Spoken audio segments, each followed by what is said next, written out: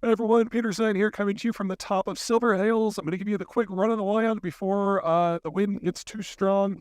You've got Silver Hills Ridge there, Lost Wilderness behind it, Hoosier Ridge, 10-mile range near Breckenridge, the Mosquito Range. Down here, we've got South Park, the old interglacial. That is Fair Play, best burritos in the state. I don't know why some asshat who works at the brewery keeps trying to take it off the menu.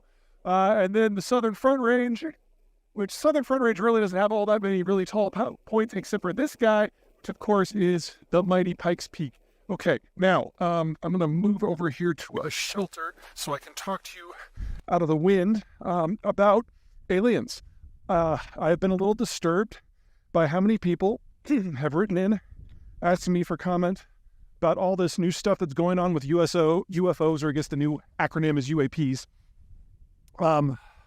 I'll tell you what I know, which is nothing. I'll tell you what I think.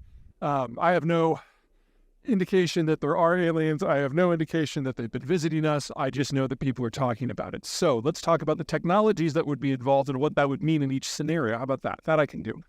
As we've seen in the world here, as transport technologies change, it evolves the way we interact, the way we move, the way we deal with one another, what the economy and the political system looks like. So, for example, when deep water navigation was developed by the Iberians in the 14th, 15th, and 16th centuries, they had the ability to reach out and interact with the rest of the world, and the rest of the world could not really return the favor. And so they were able to build these giant empires. And so if you had some kind of analog for that for space travel, in theory, we could be the ones who were visited as opposed to the ones who are doing the visiting. Now, science fiction is very, very rich with different kinds of technologies that can be used to do different things. I'm just going to talk about three. It's not that these are the only threes. These are the three that I think it's easiest kind of wrap your mind around. So first, rings. Basically, you put rings in space and you put a ship into the ring and it gets shot to the next ring and the next one, the next one, the next one, and on and on and on. Basically, think of it like an old style bank service tube, but you put ships in it. The up and the downside of this, well, the upside is I'm positive that we're not dealing with this if there's aliens visiting us now, because you have to have rings that go to the next solar system. So you will need hundreds of them over light years, and we would see them coming. And if there was ever a problem, you could probably blow up the infrastructure. We're also very glad we don't have that here, because it's not like a road. It's like a single artery. Everyone has to use it. And so whoever built it and controls it and operates it has an immense amount of political and economic power. Builds a very oligarchic system. We're glad we don't have that. Second one, the one that's probably most problematic would be hyperspace.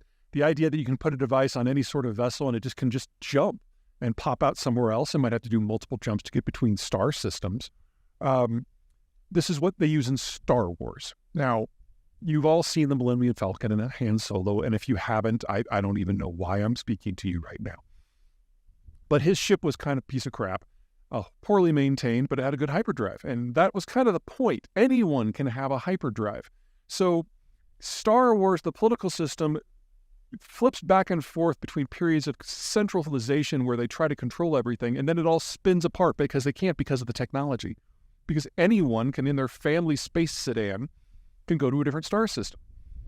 If this is what is visiting us, we're going to have some problems, because it's either going to be something like the Empire, where it can be an invasion that can bring literally millions, if not billions of troops, or it's going to be dozens of warlords and hundreds of carpetbaggers who can just get a small cargo ship and pop over here and exploit us. Now, I don't think that's what we're dealing with here, because, well, it would be obvious. If it was the Empire, it'd be a big-ass ship with a lot of troops, and they're not going to be subtle. Even if it's a nice empire, they're not going to be subtle. And if it was tens of thousands of small traders, there's no way they'd be operating in any sort of organized hierarchy. They'd just be coming and going, and everyone would know, because they'd like sit down in Chicago Central Park every once in a while. So it's probably not that.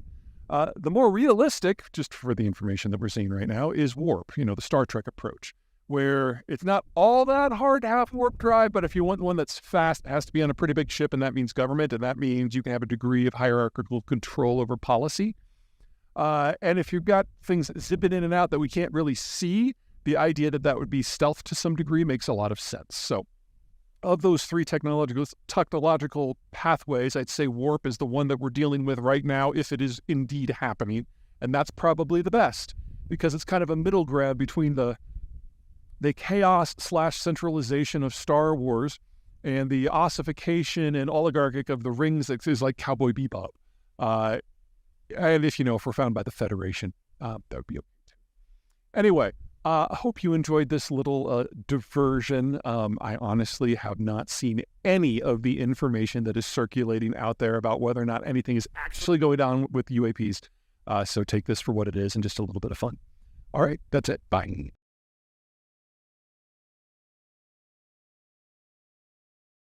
Hey everybody, Peter Zeihan here, coming to you from Colorado. It's Monday, the 4th of September, and the news out of China is that Chairman Xi Jinping will not be attending the upcoming G20 summit in India. There's a lot going on in the world. I'm generally not a big fan of the G20, but considering the Chinese economic slowdown, trade wars, and all kinds of other things, it's a good time for leaders to actually be meeting face-to-face to do things.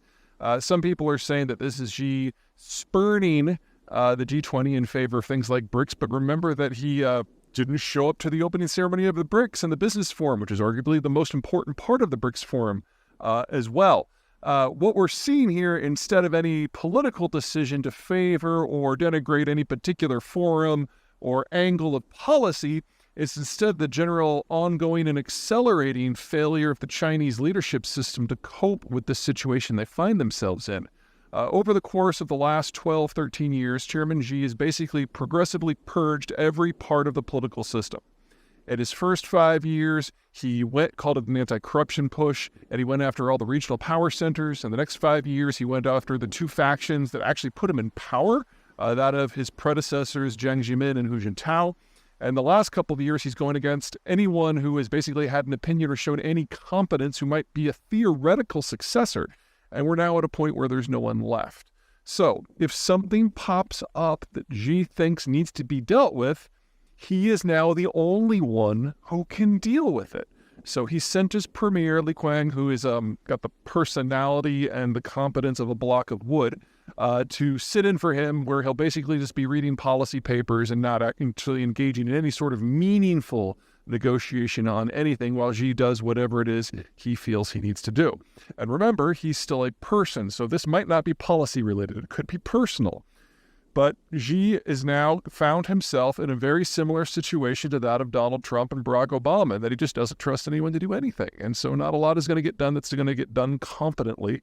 And even if he is the smartest person and the best manager on the planet, he can only be at one place at a time, doing one thing at a time.